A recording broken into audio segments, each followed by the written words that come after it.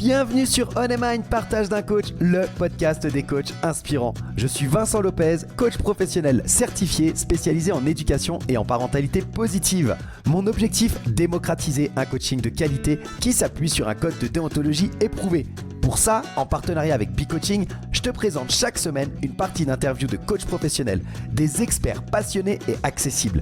Je te propose un voyage inspirant avec des coachs qui vont te présenter leur parcours authentique avec toutes les étapes qu'ils ont traversées. Leurs défis, leurs échecs et leurs réussites vont enrichir ta propre expérience. Et on ne s'arrête pas aux témoignages. Ils vont également te partager leur vision unique du coaching et te présenter des outils précieux pour t'aider toi ou tes clients à atteindre vos objectifs. Pour ne rien rater de l'émission, pense à t'abonner dès maintenant et ainsi rejoindre la communauté On Mind. Bonne écoute! Salut à toutes et à tous, bienvenue dans l'épisode numéro 10 de On Mind Partage de coach, le podcast des coachs inspirants. Super content de te retrouver pour poursuivre notre aventure avec notre invitée remarquable Florence Abry. On a découvert sa transition inspirante du monde de l'industrie vers le coaching professionnel dans les épisodes précédents. Je te remets l'épisode 8 et l'épisode 9 en description si jamais tu ne les as pas encore écoutés. Aujourd'hui, on va plonger un peu plus profondément dans le parcours de Florence.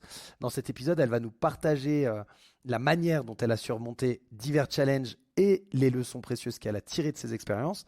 Elle va partager avec nous les clés de son succès en coaching, des astuces et des stratégies qui ont façonné sa carrière et son approche du coaching.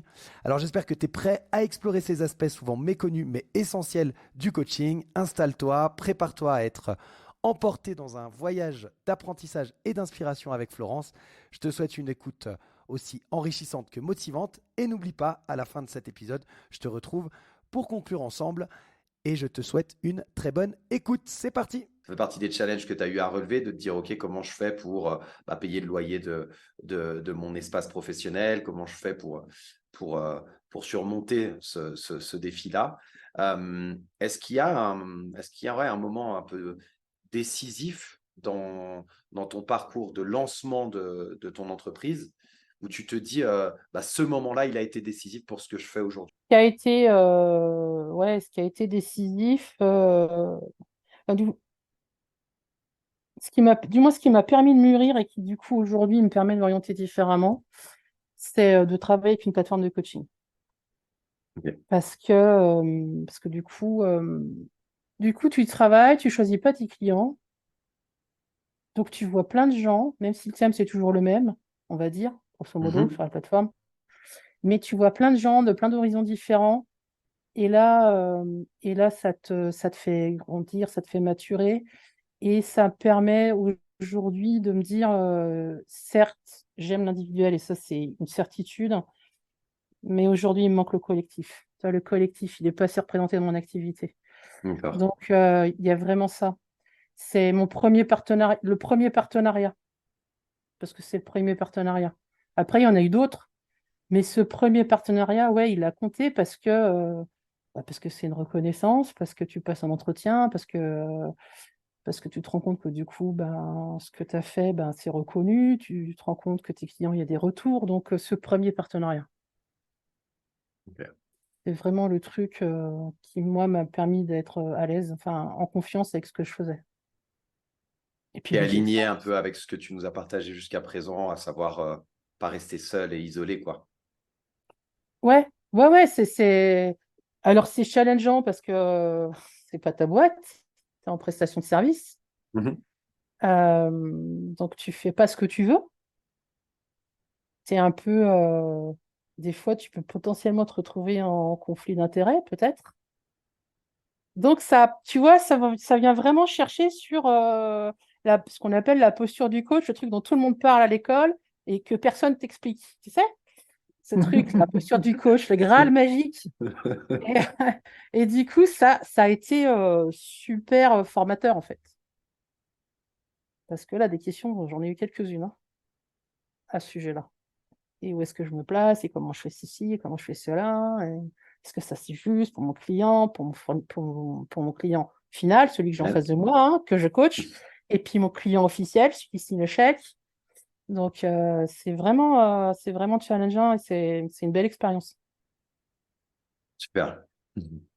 Super. Et qu'est-ce qui a permis de répondre à ces questions que tu te posais? C'est le temps? Comment tu as fait pour répondre à ces questions-là qui venaient et qui te challengeaient? Alors, deux mots, supervision et pratique réflexive. Eh ouais. Voilà. Mhm. Supervision d'abord parce que je pense que si j'avais pas été supervisée, j'aurais eu du mal à développer ma pratique réflexive. Et c'est à ça aujourd'hui que la supervision et encore plus le mentorat me servent, c'est-à-dire maintenir un niveau de pratique réflexive satisfaisante. Mhm. Mais c'est les deux maîtres mots, ils sont là, vraiment. Yes. Et, et après, tout ce qui est compétences ICF. Je me souviens un jour sur, sur un coaching, ça résonne et je sens que je suis en train de perdre ma position. Et tout de suite, je me suis raccrochée aux compétences et au code de déontologie. Et dans les compétences, j'ai trouvé la solution, tu vois, la réponse à ma question qui était qu'est-ce que je fais maintenant? Et tout de suite, j'ai pu me rasseoir dans ma position et de renouveau devenir en stabilité. Donc voilà, voilà pour moi, l'ICF, c'est important pour ce que ça m'amène de cadre de cohérence et de sécurité. Donc Pour toi et pour te supervision, coacher. ouais, ouais, ouais. Et ouais, souvent, alors j'ai eu du mal avec ce cadre, hein, mais souvent, je dis aux gens maintenant, le cadre, c'est comme le cadre de la fenêtre. C'est-à-dire qu'il y a un moment, s'il n'y a pas le cadre pour tenir la fenêtre, tu n'as pas de fenêtre, en fait. Le cadre, c'est un peu comme le bac à sable. Si tu tiens pas le sable, tu peux pas aller jouer dans le sable. C'est pas en sécurité, sinon le sable, il coule sous tes pieds.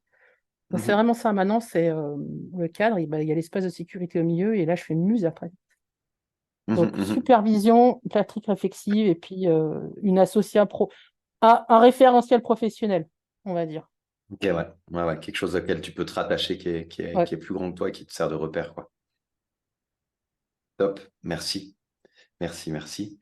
Euh, Est-ce qu'il y a eu dans ton parcours des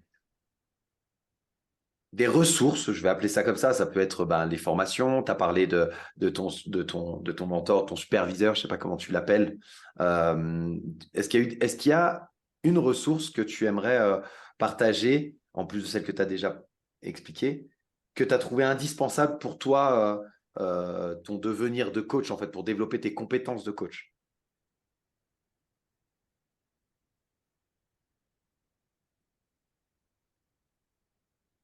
Eh, dur tes questions, là. Euh, et ça le fait rire. Et ça te fait rire. Attends voir, il faut que je cherche profondément parce que la ressource.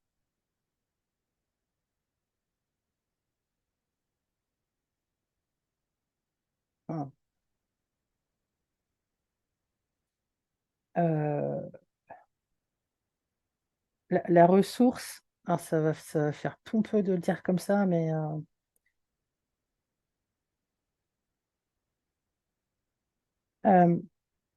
c'est souvent, très très souvent, mais vraiment très très très souvent, je pense à Jean-Luc. Donc, Euh, ton superviseur, mentor, comment tu on l'appelles? fait les deux. C'est-à-dire que Ouais, tu fais les deux, ok, d'accord. des fois, il me supervise, des fois, il me fait du Ok, mentorat. ok. Et donc, très, très souvent, je pense à lui. Euh, S'il écoute, il va me maudire. Je lui enverrai. Ah, super! Merci de foutre le bordel, Vincent. Non, non. Ouais, très souvent, je pense à lui par rapport à ce qu'il est, ce qu'il incarne, mais vraiment ce qu'il est, lui, en toute simplicité, en toute enfin, congruence, entièreté, plénitude, enfin, je sais pas. Et le mot qui s'approche peut-être le plus, pour moi, c'est quelqu'un d'une humanité et d'un humanisme voilà, incroyable. La qualité qui vient à mon esprit, c'est humilité. Et là, je sais il fait des bons. Mais c'est ça. C'est ça parce que quand on est dans l'écoute, quand on est à l'instant T, quand, quand on est, et puis en toute simplicité, je veux dire, en accueil, voilà, en accueil. Euh, ben on sait en fait, on sait. Et, et c'est ça, la ressource principale, c'est peut-être pour moi d'avoir quelqu'un qui incarne cet état-là. Et bien souvent, quand je suis face à une difficulté, je me dis, alors, si tu téléphonais à Jean-Luc et que tu lui partageais ça, qu'est-ce qu'il te dirait? Ah, potentiellement, il me dirait ça, ça, ça. Mais rien que de penser à lui, tu vois, à comment il se tient, à des fois comment il partage des trucs sur ses réseaux, au retour qu'il me fait, c'est d'une telle simplicité et c'est d'une telle transparence que tout s'éclaire en fait. Mhm, mhm. Ok. Donc, Être accompagné par quelqu'un avec qui il y a une relation saine et une osmose qui te permet d'avancer, quoi. ouais, avoir un référentiel qui te permet du coup de te connecter à... Là, ce qui est magique avec Jean-Luc, c'est que du coup, rien que le fait de penser à ce qu'il est, à qui il est, ça me permet de me reconnecter avec ce qui est fondamental pour moi et donc à mon intuition et donc je sais ce que je dois faire. Mhm, mhm. Ouais, bien sûr. Top.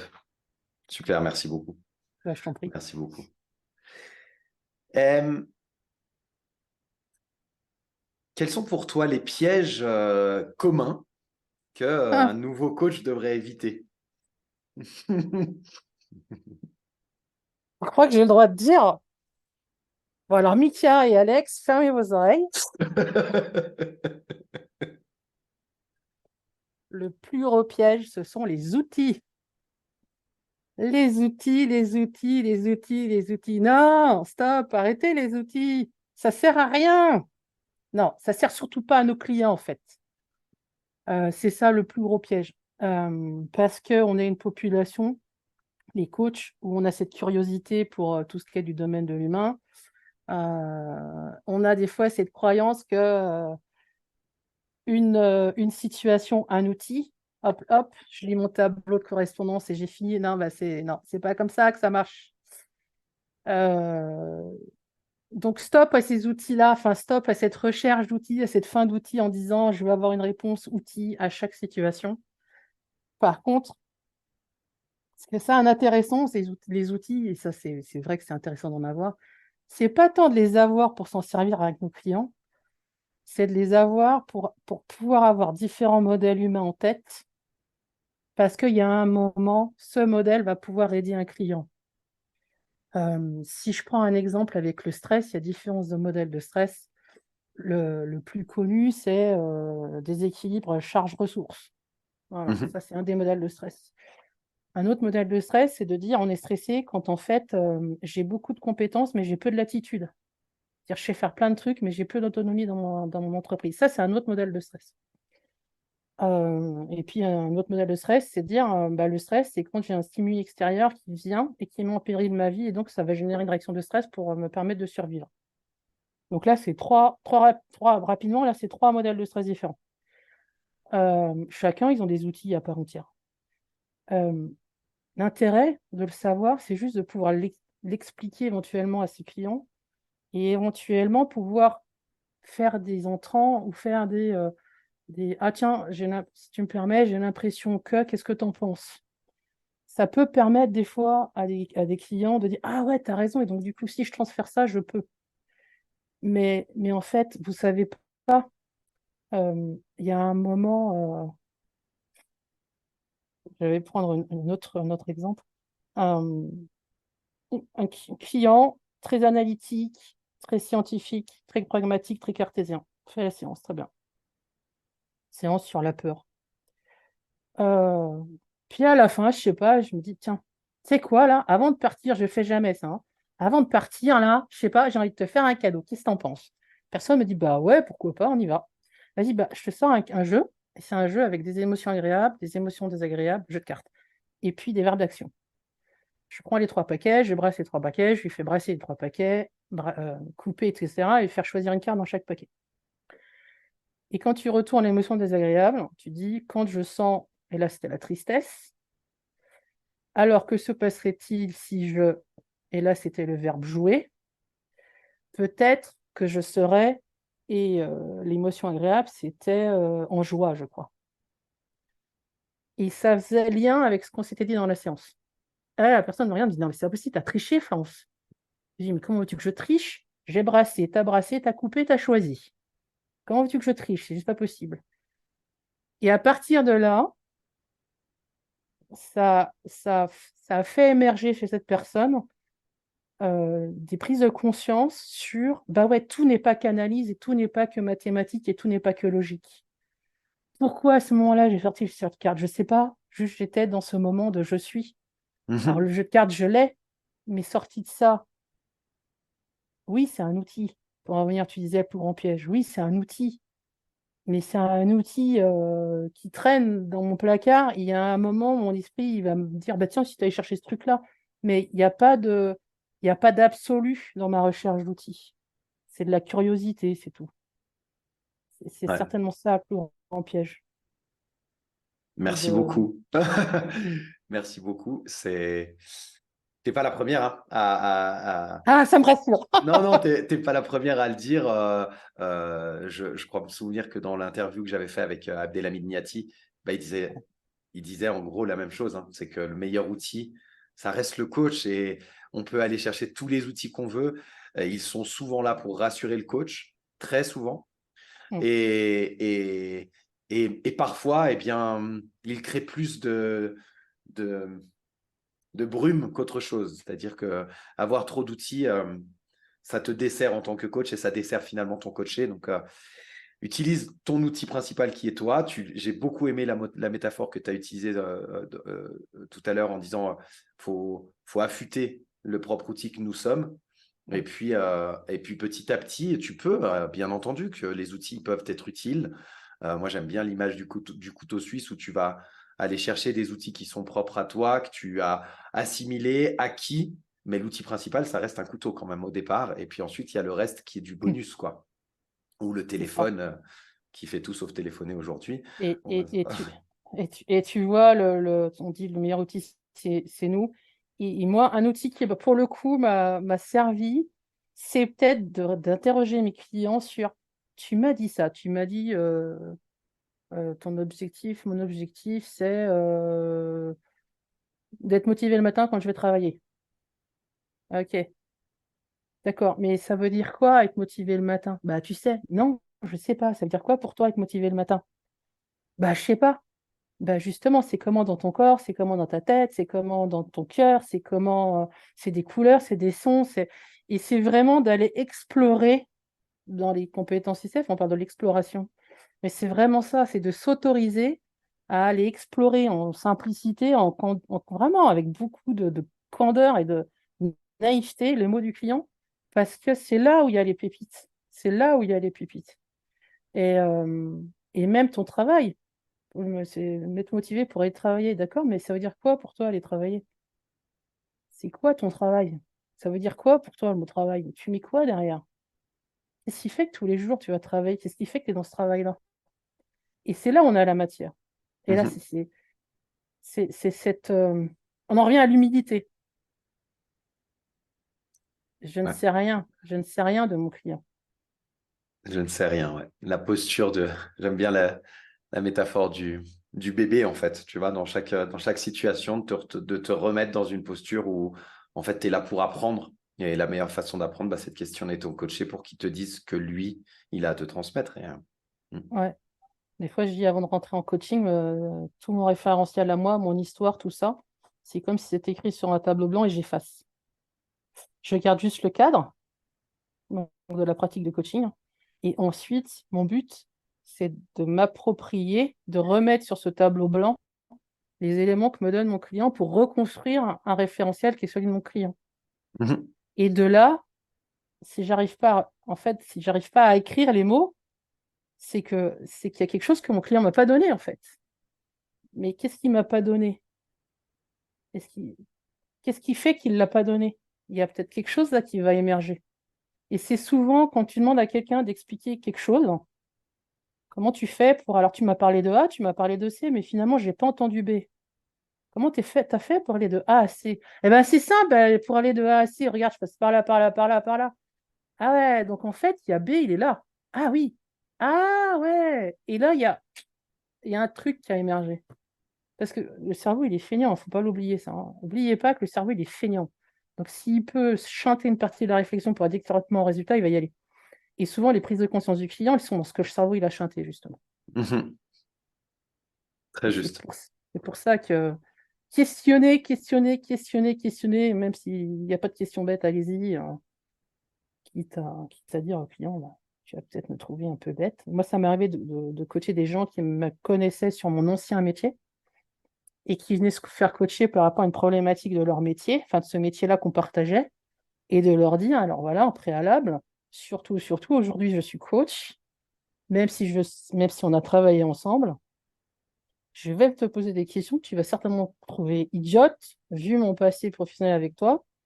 Mais en fait, dis-toi bien que c'est pas tant pour moi que je les pose que pour toi. Et il y a un moment, c'est nécessaire de les poser ces questions-là pour être dans l'éclaircissement et l'exploration. Et puis Ouais, de ouais, demander et puis de demander si c'est OK, hein, après. Mais s'autoriser à ça. complètement. Complètement. Ouais. Ça fait partie des erreurs souvent que les jeunes coachs à nouveau peuvent faire, de, se, de choisir un public cible en se disant c'est ce que je connais, donc ce sera plus facile. Alors, Ouais, choisir un public cible parce que tu le connais, pas de problème. Enfin, moi, je l'ai fait et ça fonctionne très bien. Mais par contre, bah, j'ai exactement la même posture.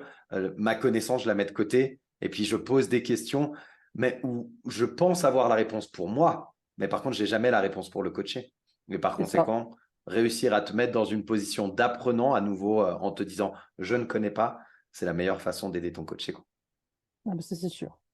Ouais. Exact, exact. Comment tu gères tu nous as parlé avant une séance, tu effaces un peu ton passé, ton tableau blanc. Comment tu gères justement ton temps, ton énergie pour réussir je veux dire, à maintenir ou à garder une efficacité un peu optimale en tant que coach?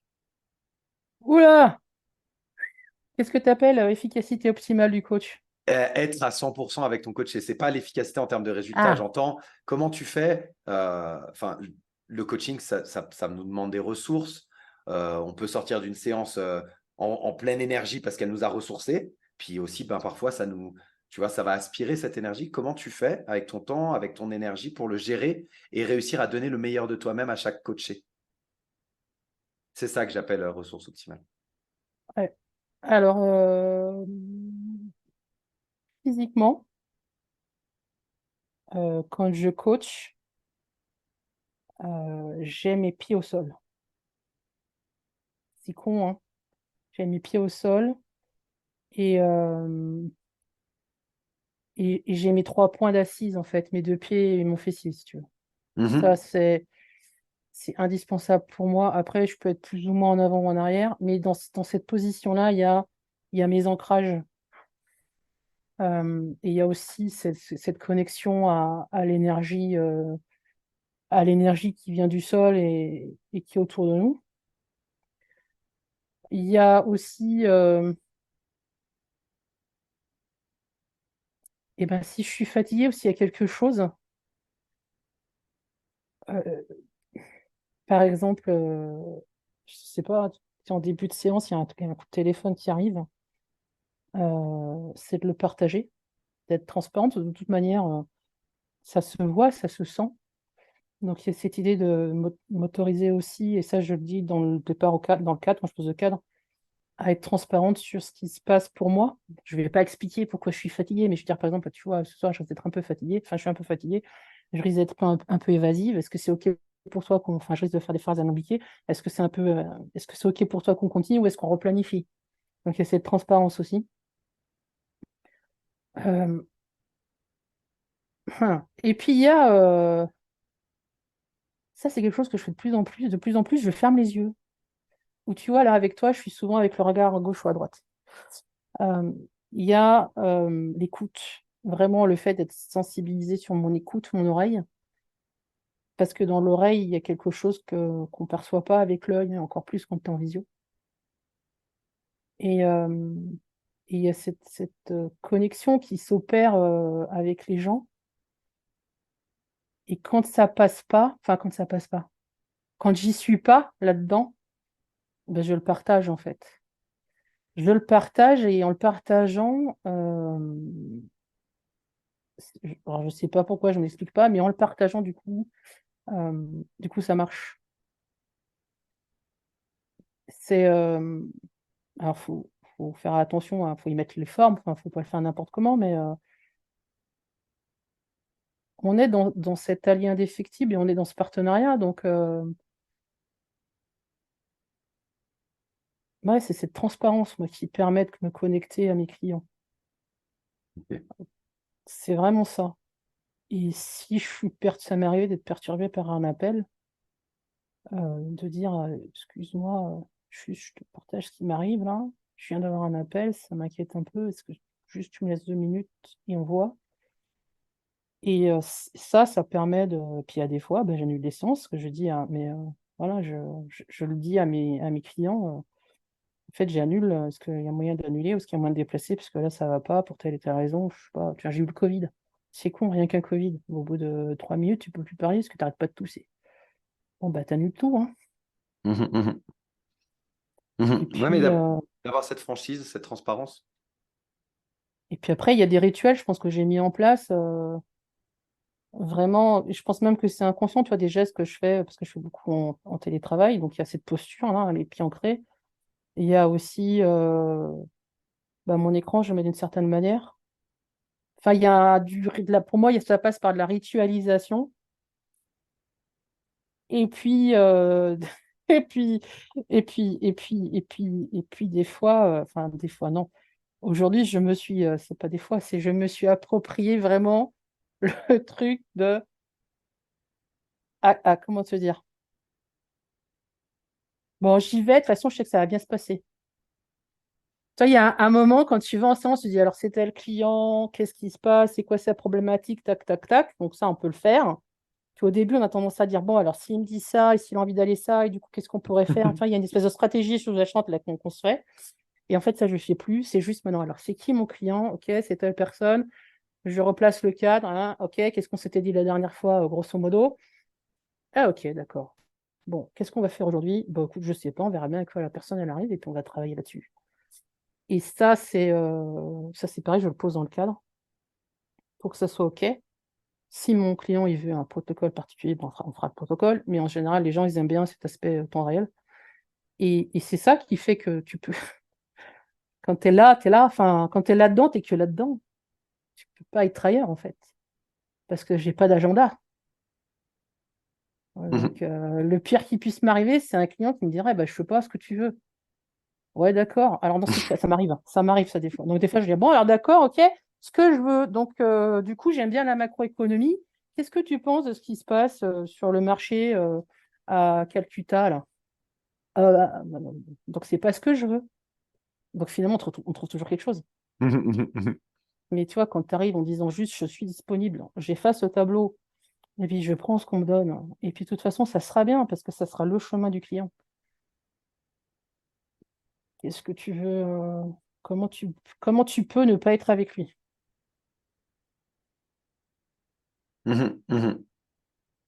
J'ai pensé là, avec ta dernière phrase, ça me fait penser à quelque chose qui est évident pour beaucoup de coachs, ou en tout cas dont on parle beaucoup, mais qui n'est pas évident forcément à mettre en place, et c'est pour ça que je le verbalise. Il n'y a pas d'attente de résultat, en fait. Tu es avec ton client et Non. puis tu attends ton client et tu l'accompagnes, et tu rentres pas en séance en te disant c'est vers ça que je veux tendre ou c'est vers là que je veux l'amener. C'est tout bête, hein, parce que en tant que coach, on a l'habitude de ça et on est censé être dans cette posture-là. Mais je sais, par expérience déjà, parce que je l'ai vécu, mais aussi par l'échange, que de nombreux coachs, ils sont encore là-dedans, même de manière des fois inconsciente. C'est pas forcément, Hum, ils viennent pas avec ça, mais ce que tu dis, d'effacer le tableau et de venir en disant, ça va bien se passer, et parce que de toute façon, ça va bien se passer parce que j'accompagne mon client, hum. c'est son chemin, et point. C'est ça. C'est ça. Et après, c'est là où je dis la pratique. Et là, son importance, parce que le client qui va arriver et qui a besoin de déposer un paquet émotionnel, parce qu'il a vécu je sais pas quoi juste avant. OK, bah c'est ça. Ah bah excuse-moi, non, il y a pas à t'excuser. Si c'est ça qui est là ou maintenant, c'est OK. Enfin, on prend la place. Comment tu as envie qu'on gère ça? Comment tu as envie que tu as besoin de 5 minutes? Tu veux que je mette de la musique? Tu veux couper la caméra? Tu veux que je coupe la caméra? Enfin, et vivre ce qu'il y a à vivre avec cette personne. Et puis, quand je pense au process, du coup, le process des marqueurs PCC, et là où il peut aider beaucoup les coachs, c'est dans se finalement réinterroger plusieurs fois dans la séance la satisfaction du client par rapport à son objectif et son cheminement. Alors la question, souvent, au début, ça déstabilise un peu les clients, d'où la nécessité de poser aussi le cadre de la randonnée au départ. Mais en fait, très rapidement, ils apprennent à dire ouais, bah là, je suis bien content de là où on est rendu. Du coup, il y a peut-être autre chose que j'aimerais qu'on ait exploré, c'est ça et ça. Ok, donc tac, on y va. Et on repart. Mhm. Et ça, c'est un truc. Et la dernière question, enfin, une des dernières questions, c'est bien sûr avec quoi tu repars et qu'est-ce qui t'a plu, qu'est-ce qui t'a été utile et qu'est-ce que tu voudrais qu'on fasse autrement. Puis finalement, bien souvent, les gens disent non, non, mais c'était bon là, comme ça. Ok, donc non, non, mais c'était bon. Et ça, c'est le meilleur résultat, le meilleur indicateur de résultat finalement. Si moi, mon client, il est content parce qu'il a pu avoir cet espace où il a pu juste pleurer, par exemple, bah ok, super. Si ça, c'était ce dont il avait besoin que ça le satisfait, c'est super. Ouais. Donc, pas hésiter à demander au client. Mhm. Mhm. Nul ne sait mieux que le client, ce qui est bon pour lui. Exactement. Mm. Exactement. On ne le fait pas assez, je pense. Enfin, au début, en tout cas, c'est Au début, on difficile à n'ose faire. pas. On Ouais, n'ose on n'ose pas. pas. Ouais. Mhm. On n'ose Exactement. pas parce qu'on ne se sent pas légitime, du coup, on a un peu. Mais en fait, non, soyez. Et voilà les amis, c'est ainsi que nous terminons notre 10e épisode avec Florence Abri. J'espère que tu auras été captivé et enrichi par cette immersion dans l'univers du coaching et les partages de Florence.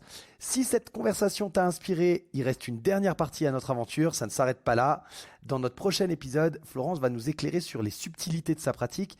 Elle partagera d'autres conseils très précieux. On va explorer ensemble en particulier ses stratégies pour vivre de son activité de coaching, une question qui est assez essentielle pour tous les coachs en devenir. Elle va nous dévoiler également comment elle adapte ses approches à des besoins spécifiques et ce qui illustre finalement la flexibilité et l'innovation nécessaires dans ce métier de coach. Alors reste à l'écoute pour ne rien manquer de cette suite passionnante. Tu le sais, ta participation, tes écoutes, tes partages, tes commentaires, c'est ce qui fait vivre OnEmind. Donc n'hésite pas, je te dis à très bientôt pour continuer cette belle aventure avec Florence. Et d'ici là, prends soin de toi et continue à explorer le monde fascinant du coaching. À la prochaine!